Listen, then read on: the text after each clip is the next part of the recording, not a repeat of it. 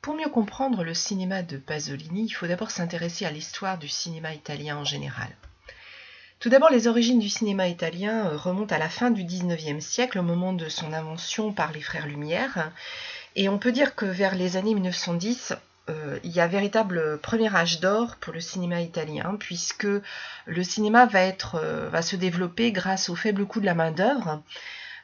Donc en Italie, les paysages qui sont particulièrement beaux, le climat qui est très propice au tournage puisque le temps est très ensoleillé, et puis à ce moment-là, on adore les adaptations d'œuvres littéraires antiques ou bibliques.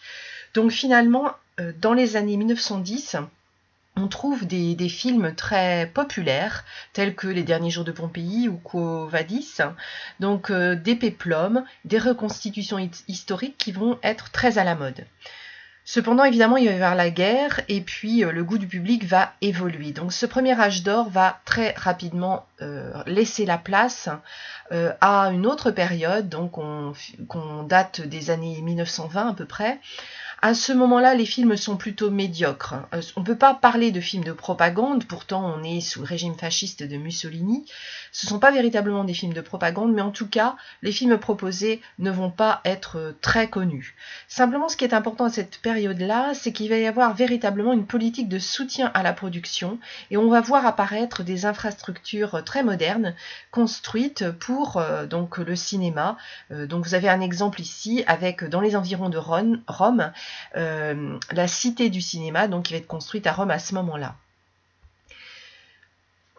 Puis plus tard, dans les années 40, là du coup, il va y avoir une véritable nouvelle génération de réalisateurs italiens qui vont apparaître en réaction donc contre un cinéma trop mou, trop aseptisé, et au moment où le régime fasciste s'effondre. À ce moment-là, la création artistique va se développer.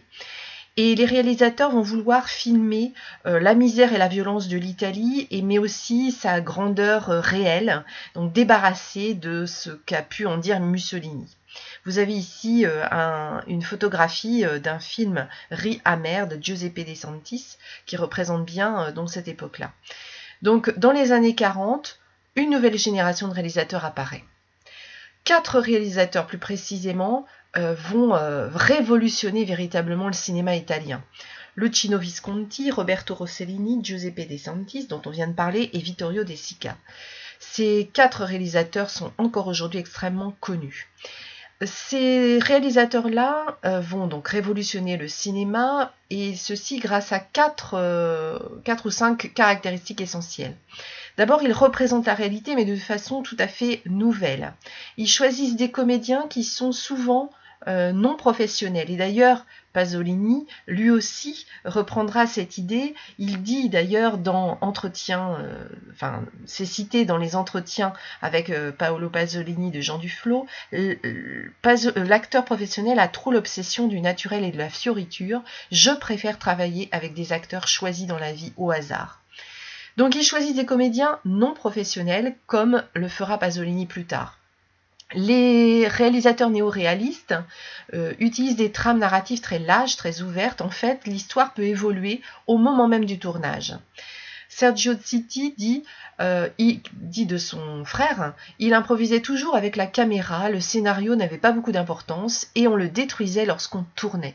Donc les trames sont lâches.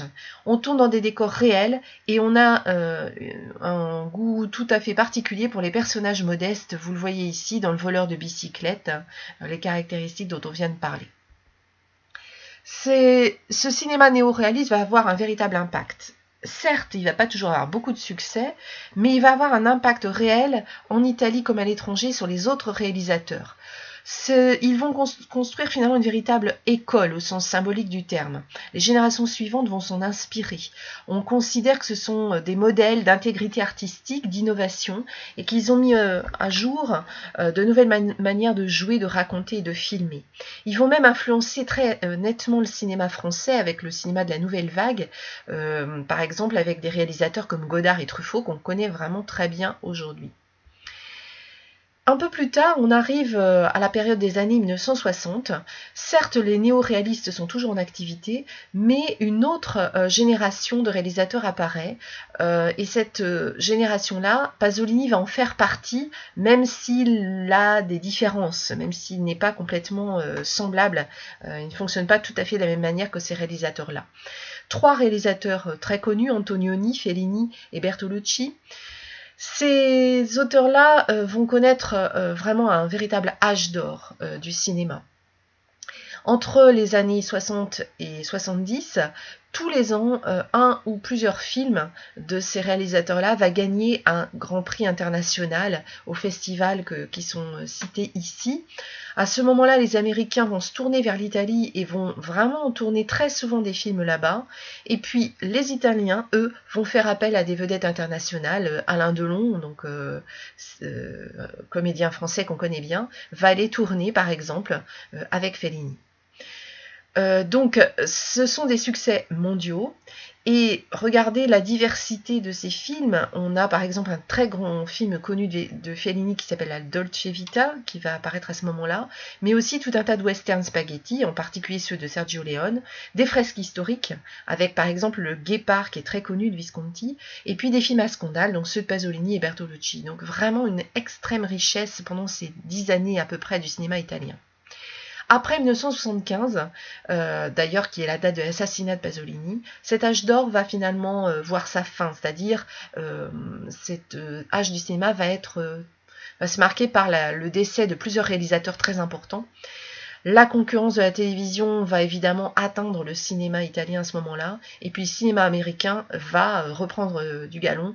On va voir apparaître des films très très célèbres à gros budget et vraiment de gros succès tels que Les Dents de la Mer ou La Guerre des Étoiles. Alors Pasolini, qu'est-ce qu'il vient faire là-dedans? Comment se situe-t-il par rapport à tous ces mouvements?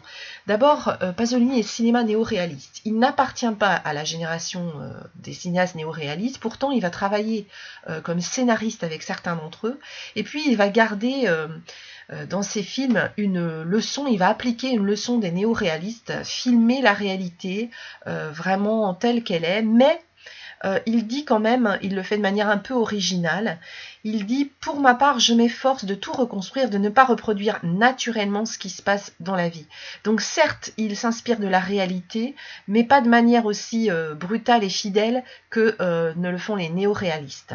Il se sert de plans longs, de séquences à reproduire le rythme de la vie quotidienne réelle, mais il s'en détache de manière artistique. Quant à l'âge d'or du cinéma italien, la deuxième période, eh bien là du coup Pasolini, c'est cette période-là, hein, il crée pendant cette période-là, entre 61 et 75. C'est une période qui mêle le cinéma d'auteur et le cinéma populaire. Et d'ailleurs, le cinéma de Pasolini s'inscrit bien dans cette mouvance-là, puisqu'il va faire lui-même l'acteur dans des western spaghetti qui sont donc très populaires. Et la même année, il va quand même créer donc Oedipe Roi, qui est un film quand même assez peu populaire, même s'il va faire quand même 2 millions d'entrées en 1967, contre 7 millions pour le western de Giuseppe Colizzi. Mais on voit que donc les Italiens en 67 vont aussi bien voir du cinéma d'auteur comme Oedipe Roi que du cinéma très populaire comme le film de Colizzi. Donc ces deux formes de cinéma ont du succès, même si évidemment ce n'est pas le même nombre d'entrées. Le cinéma de Pasolini, plus généralement, ce sont de vrais succès populaires, même s'ils sont très complexes et exigeants. Ils sont en même temps des films qui empruntent aux formes populaires, donc par exemple Oedipe Roi emprunte au péplum, aux films d'action, voire à la comédie, et en même temps des films qui traitent de sujets complexes. Par exemple, dans Oedipe Roi, c'est bien l'adaptation d'une tragédie grecque, donc c'est pas forcément très simple. Donc le cinéma de Pasolini, c'est un film qui fait se rencontrer un cinéma qui vise le profit, mais en même temps une création artistique très personnelle.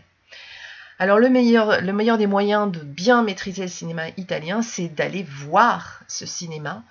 Par exemple, vous pouvez regarder des extraits ou même la totalité des films qui sont cités là.